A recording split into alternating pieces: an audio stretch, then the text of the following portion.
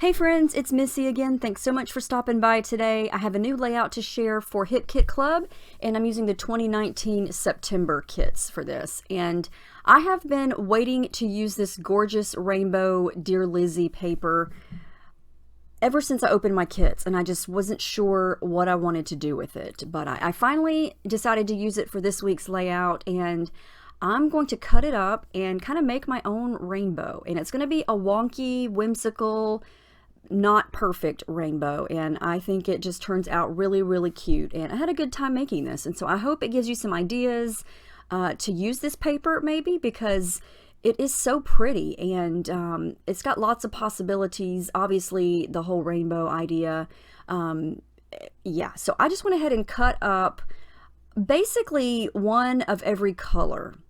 The green was a little tricky because all of the green was kind of on the smaller side, so I cut 2 green strips and I'm going to glue them together, and they're not going to be the perfect arch. You can kind of see there it doesn't really match, but I'm going to go with it and just make it work, like I said, into a wonky, messy type of rainbow, and I like how it turns out. So that's where I'm going to start. And I thought about using white cardstock as my background because there's just, you know, a lot of color going on. But I wasn't sure yet, so I just played around with the strips to kind of see how I want them to go. I thought about trimming them so they would all be the same size, and then just doing like a small rainbow, because obviously some of them span the whole paper and then some of them are shorter. So yeah, I took some time and just kind of played around with it. I decided to use this as my background, and this is from the cardstock kit. It's the light blue. I can't remember the proper name of it, but I actually used another sheet of this paper for my first layout using these kits, and I just think it's such a pretty color. And whenever I do, you know, a rainbow layout or something with a landscape idea or something that's outside, like grass and leaves and a sky and clouds, I kind of like to create that sky idea or the grass idea if it's going to be sort of a landscape design, I guess you could say. So I thought I would use this blue paper as a sky, since, you know, that's where rainbows go. And I want to do some mixed media kind of behind the arc of the rainbow. And so that's where I applied my gesso. And that's what I was just doing here. I'm still going to add a little bit more. I'm using my palette knife, and I'm using my fingers a lot to smudge it, because I want it to look kind of hazy and soft around the edges. I don't want it to be kind of like harsh white lines. Okay, so to enhance the blue sky background, I want to pull in some of the blue Lindy's products that we've got in previous kits, as well as that dark denim blue color that we get this month. And I'm just going to start to spray and add some water and let it kind of just spread around. This is a spray that we got several months ago. It's called Tiffany Lou Blue, and it's a real pretty light blue turquoise color. And then this very darker bold blue is the Tweedledee Denim Flat Magical Powder that we get in this month's kit. All of these are from Lindy's Stamp Gang. And I'm just kind of mixing and matching a couple of different shades of the blue here. The powder is obviously different than the spray. You need water to activate the powder, or you could add powder to paint or gesso, which I'm going to do later here in a few minutes. But for now, I'm just going to activate it with water, and I'm going to let the water kind of let it do its thing, and use my brush. I'm going to turn the paper this way and that way, and just kind of let the color blend and run. I just kind of want to color wash behind where the rainbow is going to go, just to indicate a couple different shades of blue in the sky. And so that's all I'm going to do here. This doesn't have to be perfect, because it's going to look very different when it dries, and it's going to look very different once the rainbow is back on top of it. So I'm just, you know, trying to do the diagonal thing here from behind where the rainbow is going to go. So kind of let that dry. I'm going to pull a couple of the rainbow strips back and just kind of see how it looks. And from previous experience with me and this dark blue color, it goes on very bold, but it's significantly lighter when it dries. And I don't know if that's the gesso or what, but you can see how bold it is here. but it looks totally different when it's dry. And so I always want to make sure that I apply enough to it, and you know, I mix and match, so it's all good. I just keep applying the layers until I get the color that I want. And I don't want it to be too dark. I don't want it to look like a cloudy, dark sky, like it's about to storm. You know, I still want it to look bright, but you can kind of see there the difference when it dries. It's very, very light. So I put the rainbow back on top of it, see how it looks. I like it, but I'm not done yet. So here's where I thought I would try something different. I have not done this yet at all with the Lindy's powders. I'm going to mix some of this blue, a couple of the blue powders, with some white acrylic paint and see what I can do with that.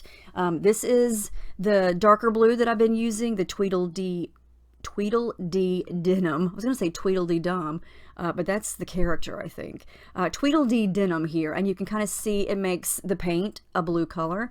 And I'm going to mix and match a couple of other blue colors. This is the Azure Seas Aster magical powder. We got all these in previous color kits, and so I'm just kind of mixing and matching a couple of those. And this is just another way to use the powders, you know. Don't be afraid to try different things. You add these powders to anything and it's going to color it right up. So I'm just using another little brush there, and then I'm going to use my little ink foam blending tool to kind of smudge. This was basically an experiment here. I had no idea how this would work. I just wanted some of that darker blue color. So I'm just kind of smudging it, and again, using my fingers. And before the paint dries, I'm using my finger to smudge it, because acrylic paint, when you use it really thin like this, it's going to dry super quick. But again, the gesso helps it to stay a little bit wet, so I can add water to it or use my finger to smudge it. And yeah, I like how this is looking, because it's giving a couple of different shades of blues on the background. And I love that. I always like to use more than one color to create depth and dimension, and just to, you know, give it some more interest. I'm going to add a little bit more water and use that mixture there to add some splatters. And these are going to wind up being very subtle in the background. They look kind of dark here, but when they dry, again, they lighten up quite a bit.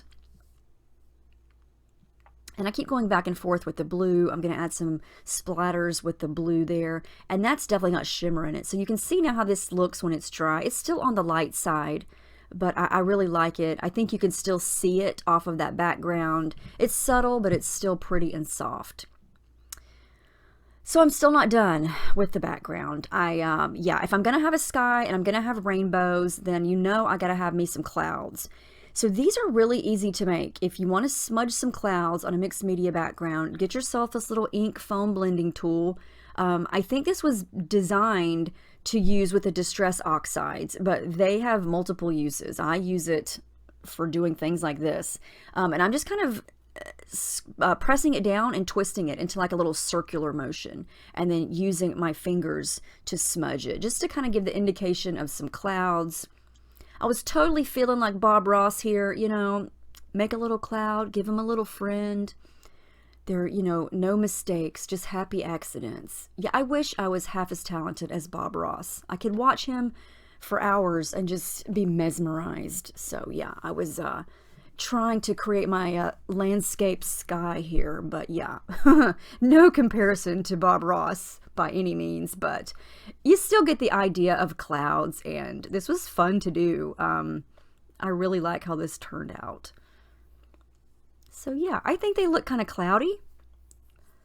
So I added a little smudges down there at the bottom too. All right, so the background's pretty much done at this point, and I'm going to start to work back on the rainbow. And I'm going to put everything back in rainbow order as close as possible, and then try to decide again, do I want to trim everything down? But I kind of like the way it looks spanning across the whole page there, even though all of them don't. I'm going to go ahead and glue it down as is, and then there's a little bit that's going to hang off the end, and I'll trim up that later. But yeah, I'm just going to go for it, and I want it to be kind of crooked. I just decided, since everything's kind of a different size, just make it crooked on purpose. And I like how you can kind of see, you know, some of them overlap,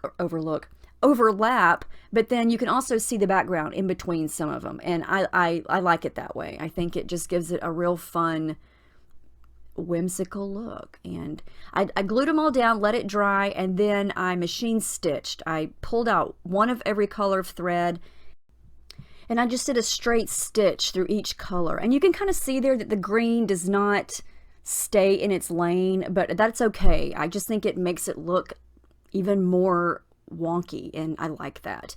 So I decided to come back in with the white acrylic paint and overlap some of the clouds on top of the rainbow, because I just wanted it to look like the rainbow was a little more dimensional. And so I felt like if I brought some of the clouds on top of it, you know, more forward, that it would make it look a little more realistic, if that's even possible, since, you know, I want it to look more realistic, but at the same time, I want it to look wonky and crazy. So does that even make sense? In my mind, it does.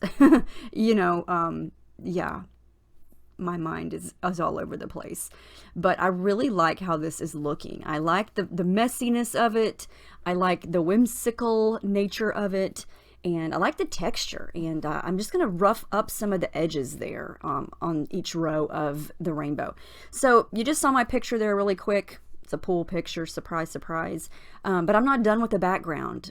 The majority of this video is the background. You know, it takes me forever to get it finished. This is the stencil that we get in the color kit. I have not used it yet, but it's from Heidi Swap, and it's got a little cluster of stars, a cluster of hearts, and a cluster of little circles. So I thought I would go with the stars since we're dealing with a sky here. And I'm not going to do too much of this. That's modeling paste that I'm using there with a little palette knife. And I've just already got so much dimension with the edges ruffled up on the rainbow and the thread that my stencil didn't really lay completely flat, and it was okay. I kind of scraped up some of the stars because I had to press really hard to get it flat on top of all that dimension, and you know, some of it squished underneath, and the stars looked kind of like blobs instead of stars. So some of them I just wiped up, and then some of them I cleaned up the edges. But I just do this in a couple spots, and I think the end result is really awesome, and I think it gives a fun effect of a sky, even though it's not nighttime. Who says you can't have stars in your daytime sky? So you know what? We're gonna go for it. And I like the way it turned out. So I just do a little bit. I don't go overboard here with the stars. You can kind of see there some of them smushed. But anyway, you can still make out that it's stars. And they're very rough and bumpy when it's dry. I love modeling paste through a stencil. It gives some really cool dimension. And yeah, they look kind of smudgy and messy, but you still can tell they're stars. Okay, so I think my background is done. We'll see. Who knows? I may come back to it later. Here we are almost 13 minutes in, and maybe the background's done. So now I'm going to work on embellishments. I'm going to fussy cut some of those Dear Lizzie flowers and wind up using 2, I think. So this is a picture of my daughter, or one of my daughters, Paige, from a few years ago. She was walking around the pool, and I just like the way the photo turned out. And even though she's walking toward the left, she's got her head turned and is looking back over her shoulder toward the right. And so I felt like the photo was perfect to put down at the base of the rainbow, because it kind of looks like she's looking back towards the other part of the rainbow. And so all I'm going to do is kind of start to add lots of things around the photo here. Added some tissue paper. I'm going to add some adhesive foam here, and then I've got a piece of a pocket life card that I tore and used the other part on another page. I've got a couple of these Dear Lizzie flowers. I've got Dear Lizzie sticker flower, and then that darker reddish pink flower is from Pretty Little Studio from that die cut pack. We get lots of flowers and leaves and a lot of fall related things, but obviously this is not a fall layout, so I picked out things that could go on a layout that's not fall related. And that's the joy and the beauty and the awesomeness of these kits, is that there's so many different things you could do with them. You don't have to create all fall layouts. There's tons of options and ideas. All I'm doing here is adding in some thread. I added some of the darker blue over to the left, some of the pink over on the right, and then I'm gonna start to play. I pulled out die cuts from the Paige Evans Truly Grateful collection. I'm gonna use that green ticket there as a layer, mainly for a pop of green right there. Yeah, I'm just trying to pull in things that coordinate with the rainbow colors, and I'm not trying to do a tone on tone here. There's really no way to do that 100% on this page since the rainbow strips are pretty thin. So I'm going to wind up scattering the colors all over the place here. All right, so here I'm going to pull out a very old and well-loved Martha Stewart punch that I've had in my stash for ages, and it's not even punching all the way through. This is vellum that I'm using here, and I wanted to create some fun little fluttery, subtle butterflies in the background, so I punched a couple of those out. I don't think I've used that butterfly punch in years, but yep, still got it. And then I'm going to use a couple of these cute little birds from the Paige Evans Truly Grateful Puffy stickers. I'm going to use that blue one later, but for now I'm just going to use the little green one. I'm also going to use this I Think You Are Awesome, I think that's what it says. No, Amazing. Little piece from one of the 2x2 paper pads, and I mainly use that. I love the saying, but I also love that Amazing is in rainbow colors, and so it goes perfectly. So I'm going to go through the Dear Lizzie stickers and all the other little things that we got. I'm going to use this bird. I'm going to trim off the white edges though, and he's going to go up top. And I'm going to use one of the buttons over on the left of the photo.